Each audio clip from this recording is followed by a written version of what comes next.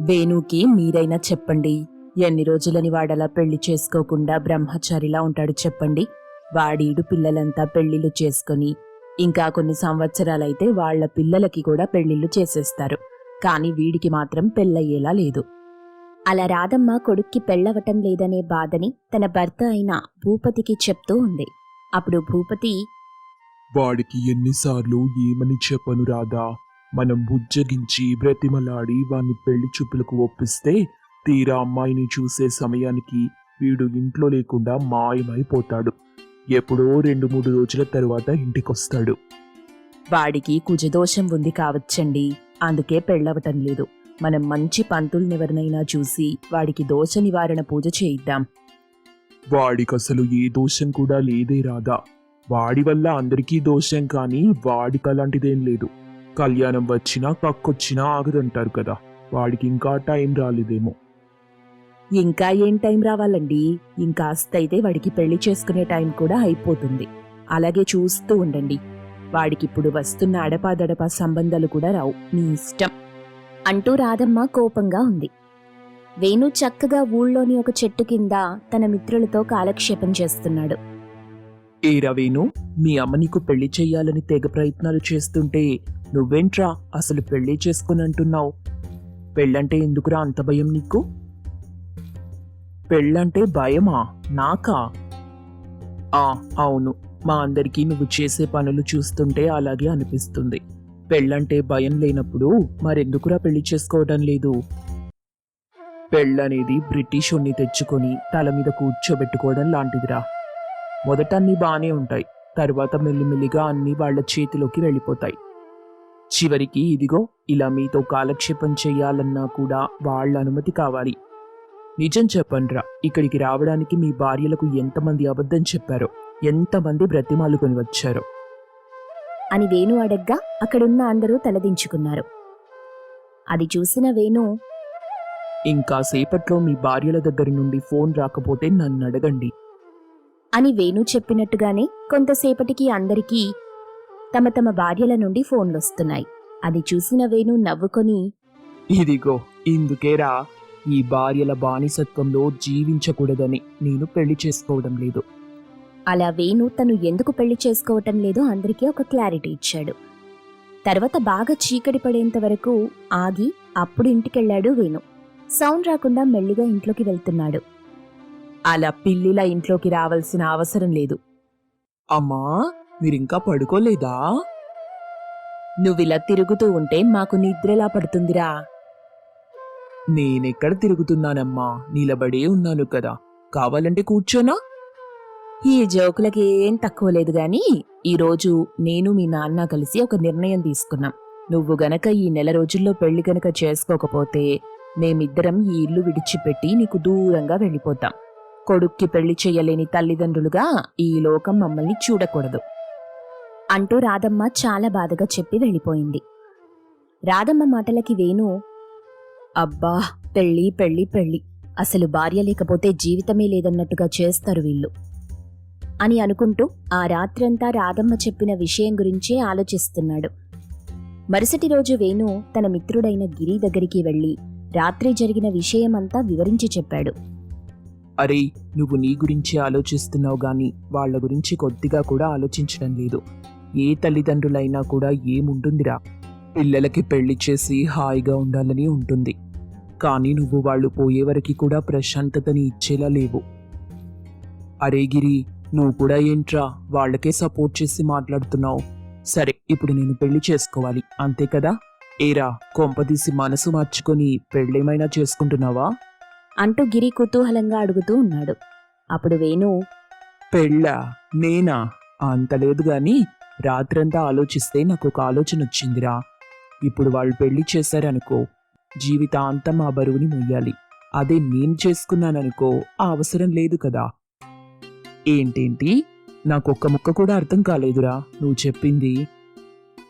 ఏం లేదురా, ఇప్పుడు నేను ఒక అమ్మాయిని చూసి తనని ఒక 6 నెలల పాటు నాకు భార్యగా ఉండమని అడుగుతాను. అంటే ఒక అద్దె భార్యలాగా.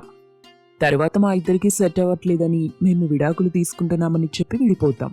తర్వాత ఎవ్వరూ కూడా నన్ను పెళ్లి చేసుకోవడానికి ముందుకు రారు. సో వాళ్ళకి నా పెళ్లి చూసినట్టు ఉంటుంది, నాకు నేను కోరుకుంటున్న ఫ్రీడమ్ కూడా ఉంటుంది. ఎలా ఉందిరా ఐడియా? దరిద్రంగా ఉంది. ఆయన అద్దెకి రావడానికి అమ్మాయి ఏమైనా ఇల్లా వస్తువా?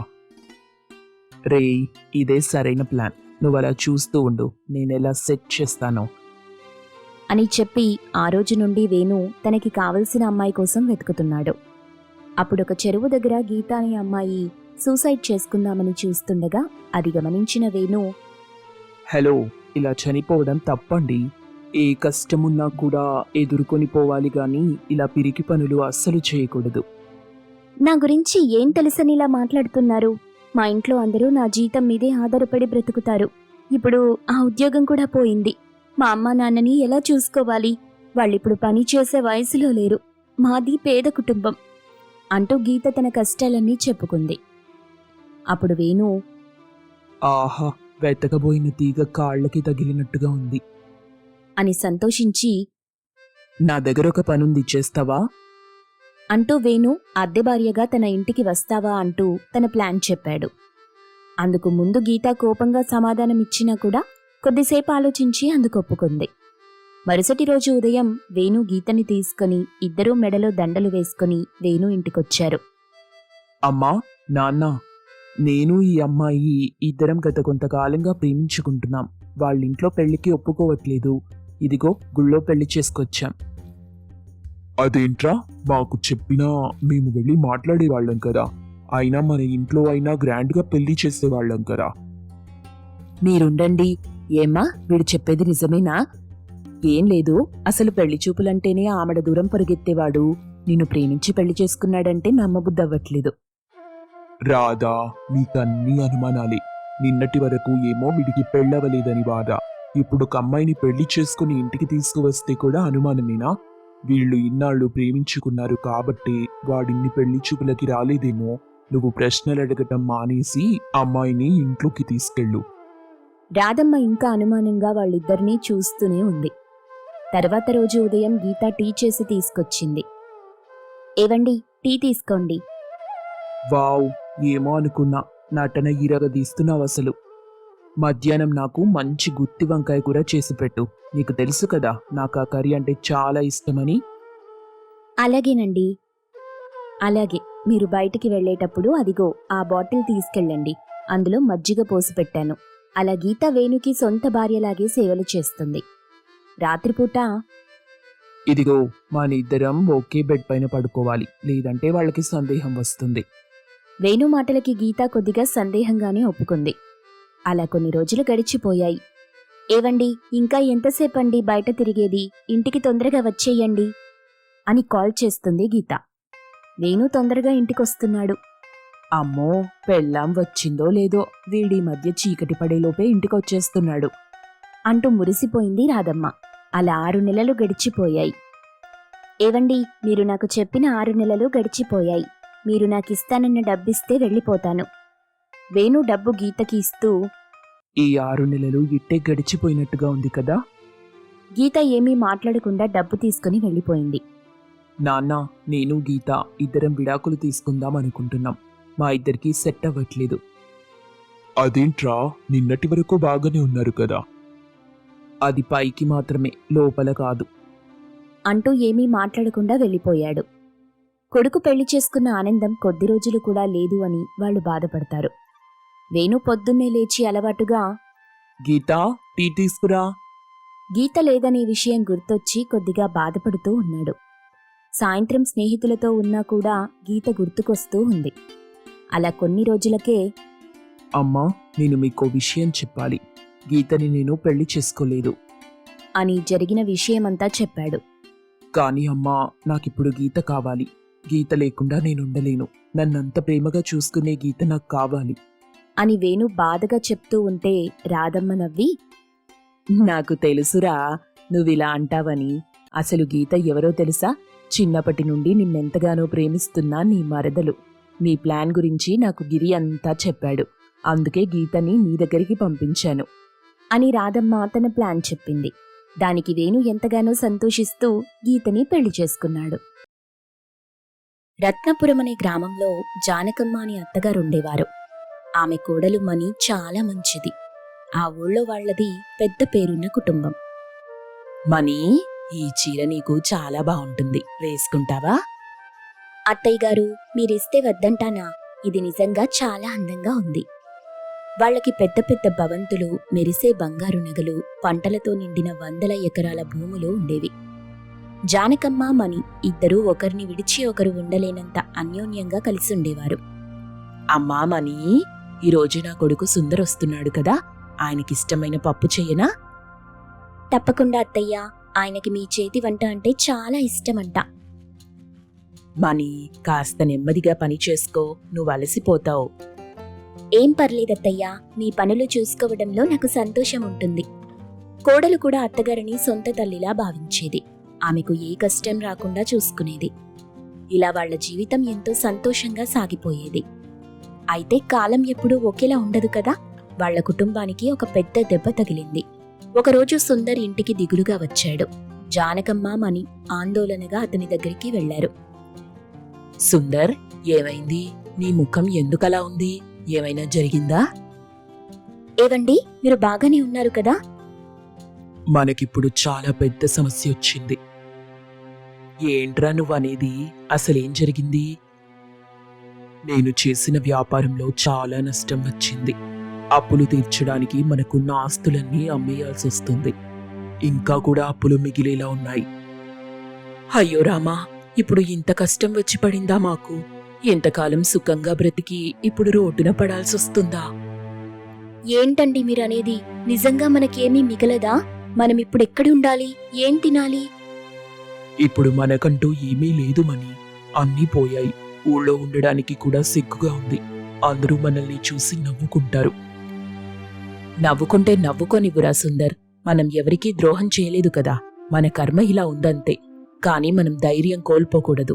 ఏదో ఒక దారి ఖచ్చితంగా ఉంటుంది. అమ్మా, నాకేమీ తోచటం లేదు. ఏం చెయ్యాలో అర్థం కావటం లేదు. మనమందరం కలిసి ఆలోచిద్దామండి. ఏదో ఒక ఉపాయం వస్తుంది. అలాంటి పరిస్థితుల్లో జానకమ్మ ఒక కఠినమైన నిర్ణయం తీసుకుంది. సుందర్, మణి, మనం ఈ ఊరు విడిచి వెళ్ళిపోదాం. ఇక్కడ ఉండటం నాకేం బాగోలేదు. ఇదంతా జనాల కంట్లో పడితే అందరి జాలి చూపులు తట్టుకోవటం చాలా కష్టం. ఇప్పుడెక్కడికి వెళ్దామమ్మా? మనకు తెలిసిన వాళ్ళెవరూ లేరు కదా. మన దగ్గర ఇప్పుడు ఏమీ లేదు. నాకు తెలుసు సుందర్. చిన్నప్పుడు మా అమ్మ నాతో చెప్పేది, ఈ ఊరికి 2 ఊర్ల అవతల ఒక పెద్ద నది ఉందంట. దాని ఒడ్డున ఒక గుడిసె వేసుకొని ఉందాం. మనం అక్కడికి వెళ్దాం. అక్కడ ఎవ్వరూ మనల్ని గుర్తుపట్టరు. ప్రశాంతంగా ఉంటుంది. కష్టపడి బ్రతుకుదాం. చేతి నిండా పని చేసుకుంటే బాధుండదు. వాళ్లు తమకు అవసరమైన కొద్దిపాటి బట్టలు, కొన్ని ముఖ్యమైన వస్తువులు తీసుకుని ఎవరికీ చెప్పకుండా ఊరు వదిలి వెళ్లిపోయారు. అలా నడుచుకుంటూ వెళ్తుండగా వాళ్లకి ఒక పెద్ద నది కనిపించింది. ఆ నది చివరన ఉన్న ఒక పాకలో ఉండేవాళ్లు. మరుసటి రోజు ఉదయం మణి నిద్రలేచి నదివైపు నడిచింది. ఆమెకు చేపలు పట్టటం గురించి ఏమీ తెలీదు. చాలాసేపు కూర్చున్నా చేపలు పడలేదు. నిరాశగా కూర్చొని ఉంది. అటు నుండి వెళ్తున్న ఒక ముసలాయన ఆమెని చూసి ఆగాడు. ఆయన చేతిలో ఒక పెద్ద బుట్ట నిండా చేపలున్నాయి. అమ్మాయి, ఏం చేస్తున్నావు ఇక్కడ ఒంటరిగా? ముఖం ఎందుకంత దిగులుగా ఉంది? ఏదైనా సమస్య? తాతయ్య, నేను చేపలు పట్టడానికి వచ్చాను. మాకు తినడానికి ఏమీ లేదు. కాని నాకు చేపలు పట్టటం అస్సలు రాదు. ఎంతసేపు ప్రయత్నించినా ఒక్కటి కూడా చిక్కలేదు. ఓహో, చేపలు పట్టడానికి వచ్చావా? అదంత సులువు కాదు తల్లి. దానికి కూడా ఒక పద్ధతి ఉంటుంది. మాకీ పనులన్నీ కొత్త. ఇంతకు ముందు మేమెప్పుడూ ఇలా చెయ్యలేదు. అయితే విను బిడ్డ, చేపలు పట్టాలంటే ముందు వాటికి ఇష్టమైన ఆహారం వెయ్యాలి. చూడు, ఇలా చిన్న చిన్న పురుగుల్ని గాలానికి తగిలించాలి. అవి చేపలకు మంచి ఆహారం కదా. అవి వాసన చూసి దగ్గరికొస్తాయి. ఆ ముసలాయన తన బుట్టలో నుండి చిన్న చిన్న కొన్ని పురుగులు తీసి ఆమెకిచ్చాడు. ముసలాయన చెప్పినట్టు చేయడంతో కొద్దిసేపటికే కొన్ని చిన్న చేపలు ఆమె గాలానికి చిక్కాయి. ఆమె ముఖంలో సంతోషం వెల్లివిరిసింది. వాటిని ఒక చిన్న గంపలో వేసుకుని సంతోషంగా ఇంటికొచ్చింది. ఇంతలో జానకమ్మ దగ్గరలో ఉన్న అడవికి వెళ్లి ఎండిన కట్టెలు ఏరుకొచ్చింది. వయసు మీద పడడంతో ఆమె బాగా అలసిపోయింది. మనీ, ఏమైనా చేపలు పట్టావా? నా కడుపులో ఆకలి మంటలు రేగుతున్నాయి. కట్టెలు ఏరడానికి చాలా కష్టంగా ఉంది. అత్తయ్య గారు చూడండి, కొన్ని చేపలు పట్టాను. ఒక తాతయ్య కలిశారు. ఆయన నాకు ఎలా పట్టాలో నేర్పించారు. ఇదిగోండి, ఇవి మనకు ఈ రోజుకి సరిపోతాయి. నువ్వు నిజంగా చాలా తెలివైన దానివి. లేకపోతే మన పరిస్థితి ఏమయ్యేదో. ఈ కట్టెలు కూడా సరిపోతాయి ఈ రోజుకి. మరుసటి రోజు ఇద్దరూ కలిసి కొన్ని చేపలు కట్టెలు పట్టుకుని దగ్గరలోని చిన్న ఊరికి నడుచుకుంటూ వెళ్లారు. ఊరి చివరన ఒక చిన్న సంత జరుగుతుంది. అక్కడ ఒక ఖాళీ ప్రదేశంలో కూర్చొని మనీ పట్టిన చేపలు అమ్ముతుంది. జానకమ్మ ఏరిన కట్టెలమ్ముతుంది. అయ్యా, మంచి మంచి తాజా చేపలున్నాయి. ఇప్పుడే పట్టాను. కూర వండుకుంటే చాలా రుచిగా ఉంటాయి. ఎంతమ్మా ఒక్కొక్కటి? చిన్నవి 100 రూపాయలు, పెద్దవి 200. ఒకసారి కొని చూడండి, మళ్ళీ మీరే వస్తారు. కొంతమంది కొన్నారు. అలా కొద్ది కొద్దిగా డబ్బులు రావటం మొదలైంది. జానకమ్మ కూడా పక్కనే కూర్చుని కట్టెలమ్ముతుంది. మంచి ఎండిన కట్టెలున్నాయి, తొందరగా మండుతాయి. చిన్న మోపు 200 మాత్రమే. కావాలంటే వచ్చి చూడండి. సాయంత్రానికి వాళ్ళకి కొంచెం డబ్బులొచ్చాయి. వచ్చిన కొద్దిపాటి డబ్బుతో సంతోషంగా ఇద్దరూ గుడిసెకు తిరిగొచ్చారు. అత్తయ్య గారు చూడండి, ఈరోజు మనకు ఇంత డబ్బు వచ్చింది. దీంతో మనం రేపటికి సరిపడా తిండి కొనుక్కోవచ్చు. రేపింకా ఎక్కువ సంపాదించడానికి ప్రయత్నిద్దాం. దేవుడు మనల్ని కరుణించాడు మని. ఈ కష్టం ఫలించింది. కష్టపడితే ఫలితం ఉంటుందని ఈ రోజు నిజంగా తెలిసింది. రేపటి నుండి మనం ఇంకా కష్టపడాలి. మనకు వేరే దారి లేదు కదా. అలా వాళ్ల జీవనం సాగింది. ప్రతిరోజు మని నదికి వెళ్లి చేపలు పట్టేది. జానకమ్మ అడవికి వెళ్లి కట్టెలేరుకొచ్చేది. అలా రోజులు గడుస్తున్న కొద్దీ మనీ చేపలు పట్టటంలో మంచి నైపుణ్యం సాధించింది. పెద్ద పెద్ద చేపలు పట్టేది. జానకమ్మ కూడా కట్టెలేరడంలో, వాటిని మోయడంలో అలవాటు పడిపోయింది. వాళ్లు ప్రతిరోజు కష్టపడి పనిచేసేవారు. ఎండనక వాననక తమ పనిని కొనసాగించేవారు. ఒకరోజు మనీ చేపలు తీసుకుని అత్తగారి దగ్గరికి వచ్చింది. అత్తయ్య గారు చూడండి, ఈరోజు ఎంత పెద్ద చేప పడిందో. దీన్ని నమ్మితే మంచి డబ్బు వస్తుంది. నిజంగా చాలా పెద్దగా ఉంది మణి. నీకిప్పుడు బాగా అలవాటైపోయింది కదా చేపలు పట్టటం. మొదటి రోజు నీకెంత కష్టంగా ఉండేదో నాకు గుర్తుంది. అవునత్తయ్య గారు, ఇప్పుడు నాకు కూడా సరదాగా ఉంది. నదిలో చేపలు కదలటం చూస్తుంటే పట్టాలనిపిస్తుంది. ఇక జానకమ్మ కూడా ఉదయాన్నే అడవికెళ్లేది. మొదట్లో కట్టలేరటం, వాటిని మోయటం ఆమెకి చాలా కష్టంగా ఉండేది. కానీ ఇప్పుడు ఆమె శరీరం కూడా కష్టానికి అలవాటు పడింది. బలంగా తయారైంది. మణి, ఈరోజు మంచి ఎండిన కట్టెలు దొరికాయి. అవమ్మితే ఎక్కువ డబ్బులొస్తాయి.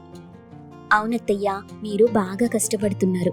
ఈ వయసులో కూడా మీరింత పని చేయటం చూస్తుంటే నాకు ఆశ్చర్యంగా ఉంటుంది. తప్పదు కదమ్మా, మనం కష్టపడితేనే కడుపు నిండుతుంది. ఊళ్ళో మనకున్న ఆస్తులు పోయినా మన శ్రమ మనకెప్పుడూ తోడుంటుంది. కొన్నిసార్లు వాళ్ళకి ఎక్కువ డబ్బొచ్చేది, కొన్నిసార్లు తక్కువ వచ్చేది. కానీ వాళ్ళెప్పుడూ పొదుపుగా ఉండేవాళ్ళు. అనవసరమైన ఖర్చులు పెట్టేవాళ్లు కాదు. ఒకరోజు మనీ చేపలమ్మి ఇంటికి తిరిగి వస్తుండగా తన దగ్గర పోగైన డబ్బు చూసుకుంది. అత్తగారు కట్టెలమ్మి తెచ్చిన డబ్బు కూడా కలిపితే చిన్న మొత్తమైనా తమ దగ్గర కొంత డబ్బుందని ఆమె కనిపించింది. అత్తయ్య గారు, ఈరోజు చేపలు బాగా అమ్ముడుపోయాయి. మీ కట్టెలు కూడా అంతే. మన దగ్గర ఇప్పుడు కొంచెం డబ్బుంది కదా.